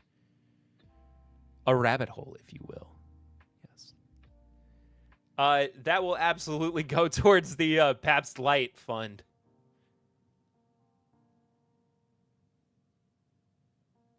Okay, and the regular, like, Shackleton is only $60.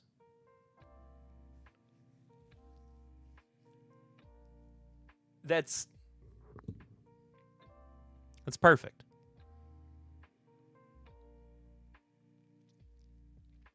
But I gotta find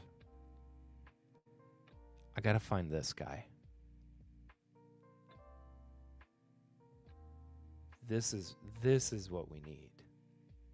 We need the journey and we need the destination. Vacation pool brew? Absolutely. 100%. Wait. Absolutely. Let's watch Perry make an online purchase of a blended scotch. I will not. I will not do that right now. Because that's not an immediate purchase. But it is something I'm interested in. It's not just like, I mean, of course, like, as I said, also, Tony, I just now noticed this. Your screen name on is Bag of Beers. That's awesome. But anyway, it's not just like the fascination with what this this whiskey is, but it's also like the history nerd too.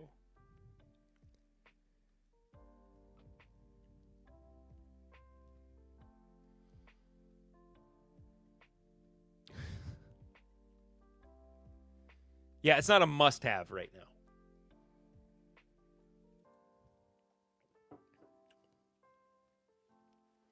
I got bills to pay. I got mouths to feed. You know. Yada, yada, yada.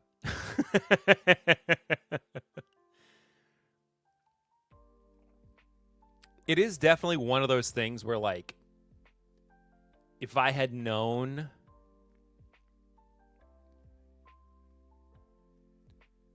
Wait, what? Wait, what?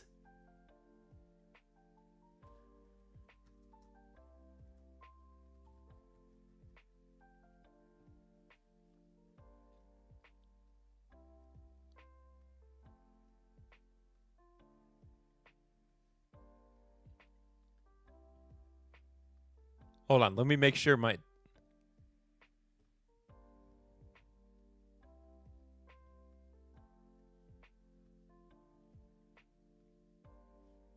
Hang on.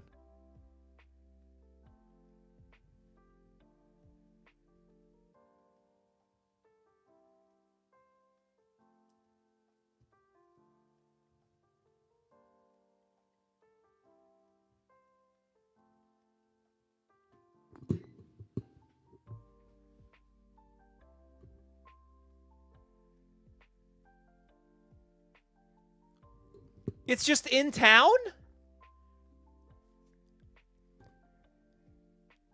It's just, there's just one in town?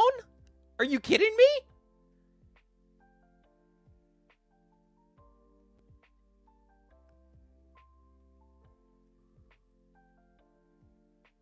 I I can just, like, get it with Uber Eats? There's no way.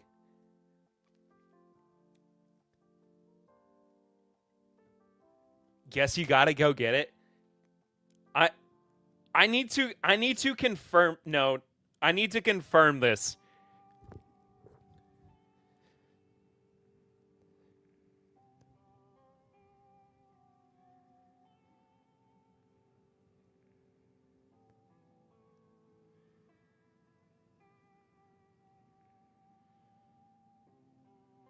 No, that's not. Hang on. Hang on.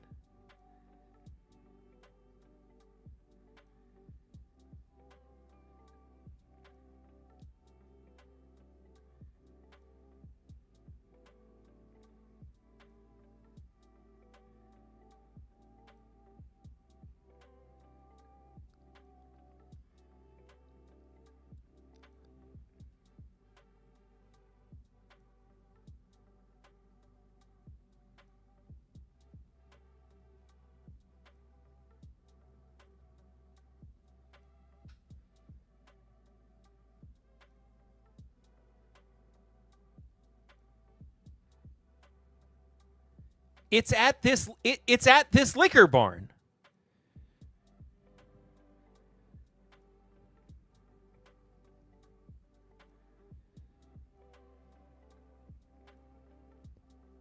You're joking.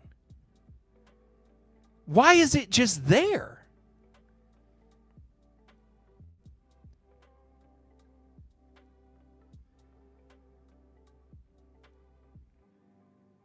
I'm not getting it tonight. Come on.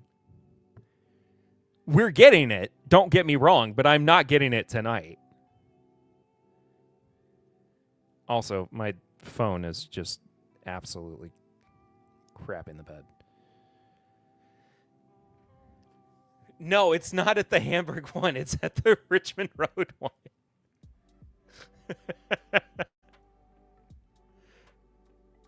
That's insane.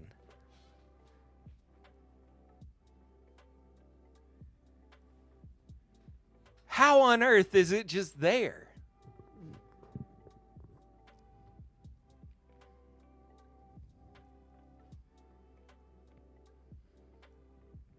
Okay. Well, the journey that we've been on tonight, the whiskey gods knew.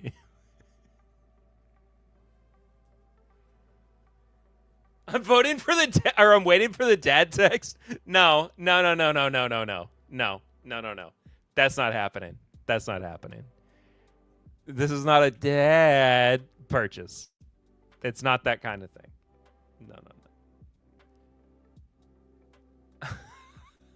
The fact that this is just in town, though.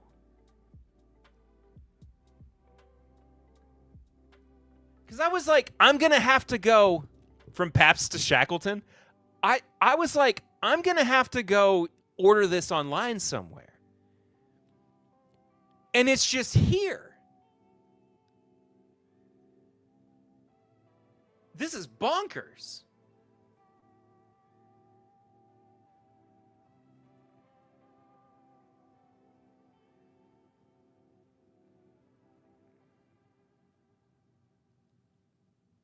Wait. It's also, yeah.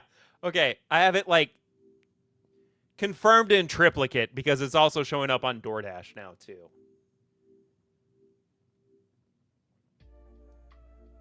All right. I'm losing my mind. I feel like I'm going crazy. I don't know what else. I don't know what else to say.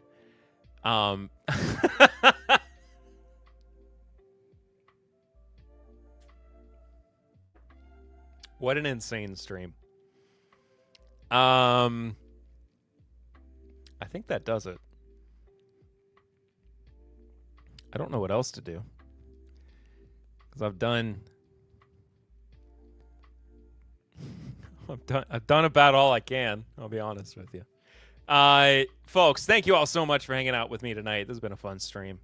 Thank you for waiting around while I was sick. I will be back next week, and then I will be off for a week while I am on family vacation. It's my first real time off that I will have had since around the holidays. But I appreciate you all. I love you very much. I will see you real soon. Until next time, though, I'm Perry. This has been 10-Bit Live. And that does it. See you. Love you.